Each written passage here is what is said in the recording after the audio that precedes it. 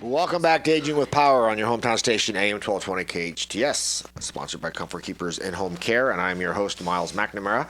And as we weave through the journey of the hospital visit from case management to discharge planning to social work and spiritual from all different angles, now we're going to take a little bit of a leap and talk about some of the other passions that are kind of orchestrated through Henry Mayo with their amazing employees over there.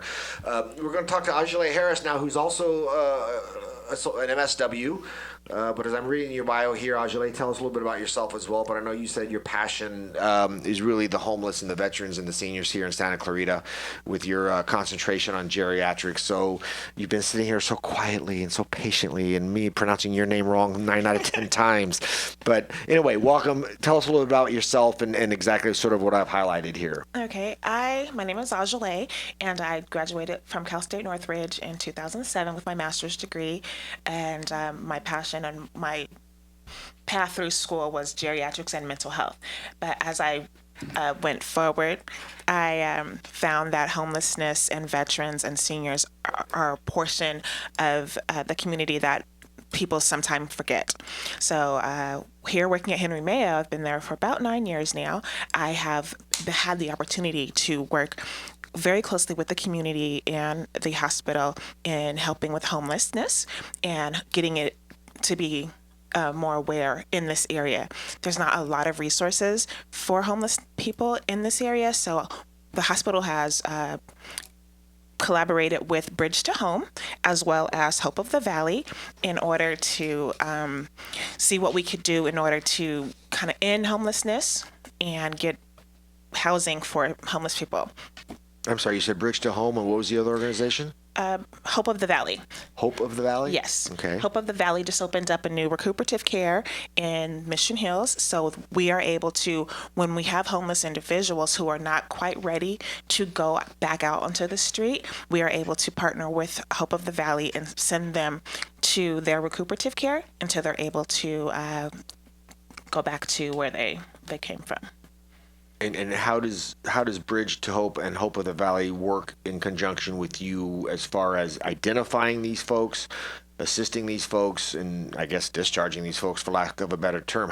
How do the three of you guys come together? Okay, so once a homeless person is identified within the hospital, the social worker is consulted. We go and we meet with the homeless person. We see where they came from, what their baseline is in regards to mental health, what resources they may need, and Bridge to Home is like a case management program. So what we're able to do is once the patient is ready to be discharged, we contact Bridge to Home and let them know that the person is ready, and then we're able to send the person to Bridge to Home, where they're able to get hooked up with other outside resources such as food, medical follow-up appointments, showers, clothes, phones. So is it sort of like a shelter environment where they have a place to sleep? And you mentioned showering. And I mean, is it a physical location?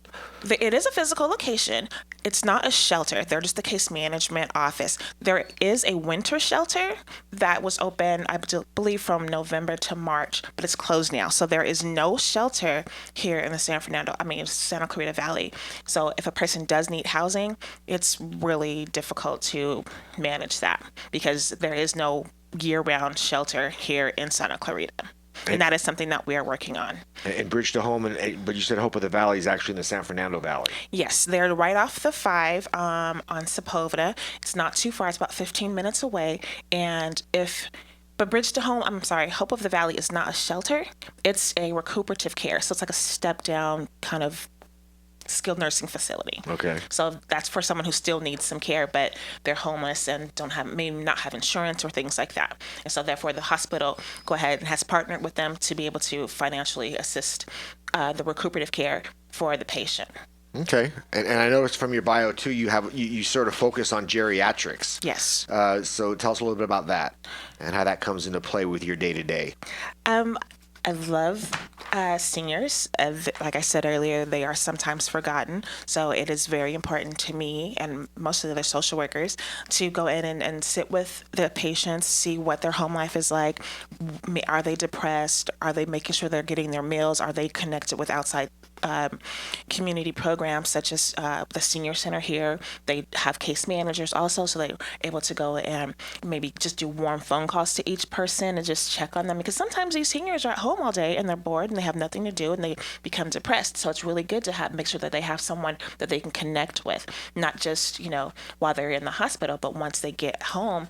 And we try to get them connected with the senior center, see if they want to go to the senior center. If not, just even have a phone call or a visit by someone who can come over and work with them. Well, depression is, I mean, we see that a lot with our clients. I mean, when you think of in-home care, you think there's hands-on.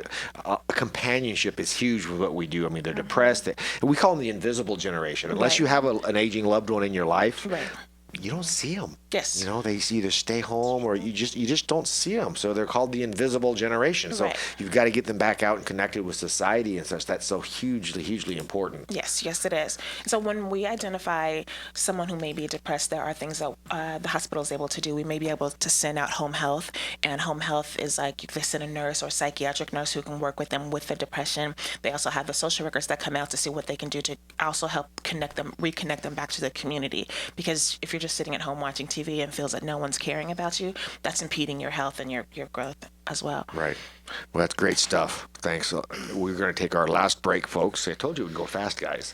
So we're going to take our last break. When we come back, we're going to wrap it up and talk about something that we probably haven't talked about yet. We'll identify that at the break, but wrap it up and some contact information should you want more information on some of the great stuff that's provided and offered through Henry Mayo.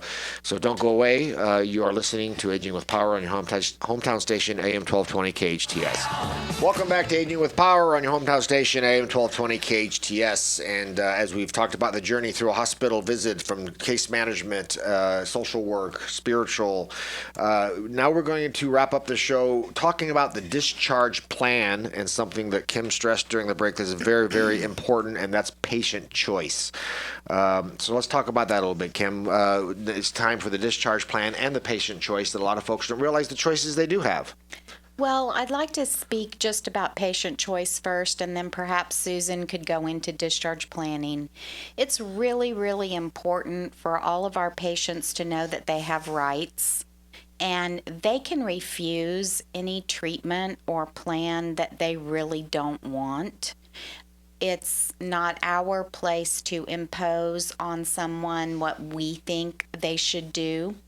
And I think it's really important that when we are lining up different areas of discharge planning, we always give patients lists to choose from. An example would be home health. We give them a list of home healths. They choose the one that they want. We actually go as far as to have patients now sign a form that says they did get a list and they did get to choose. And I'll let Susan go into some of those actual discharge plans that we help patients obtain. Patients have a choice of which skilled nursing facility they want to go to, what acute rehab they want to go to, and like Kim was saying, their patient choice of their home health. Physicians work really well with certain home health, some don't work with other home healths, and same with skilled nursing facilities. Of course, the physicians like to have the patients go to the home health that they work with because they know certain nurses and this and that, but patients have the choice to pick which facility they want, which agency that they want, and we as a hospital provide them with a list of vendors and facilities that are on the Medicare websites that they can choose from. It is their choice. If a physician feels that a patient should go to a skilled nursing facility, but the patient does not want to go to the skilled nursing facility, the patient has the right to say, no, I do not want to go. Yes, it can upset the doctors if the doctors feel like they're not going to be safe at home or get the level of care that he feels that they need, but it's really the patient's choice. The patient can choose to have home health instead, a 24-hour caregiver, which we also give them lists for caregiving as well. It is their choice, Right. What they want, how they want their care to be run. They really have the choice. Which is why that term AMA is created, right? Yes. Against medical advice. But again, the Yes. patient has the right to accept or deny whatever treatment or where they're going. And you're right, because the doctors, I know they'll write an order for XYZ home health or XYZ skilled nursing facility or XYZ hospice. and they just think they have to take that, but they really can interview and choose their own. Yes, and the reason, and the doctors do that because if they have all their patients at one skilled nursing facility, it's easier for them to go and see everybody. So, and the doctors don't go to every single skilled nursing facility. So of course they do like to have their patients within a facility that they practice at. But if the patient doesn't like that facility, the patient has the right to choose a different facility, and that facility has a list of doctors that they can choose from that will cover their care there. Right.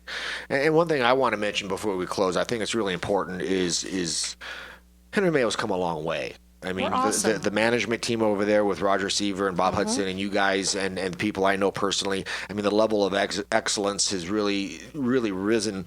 But there's that old sayings, you only have one chance to make a first impression. So there's things that are being talked about that are so outdated.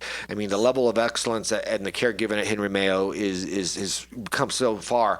And I just want to throw out there, I've had the honor of being invited to be on the foundation board over at Henry Mayo as well. And you can come over and take a look. Marley Laufer is our president of the foundation.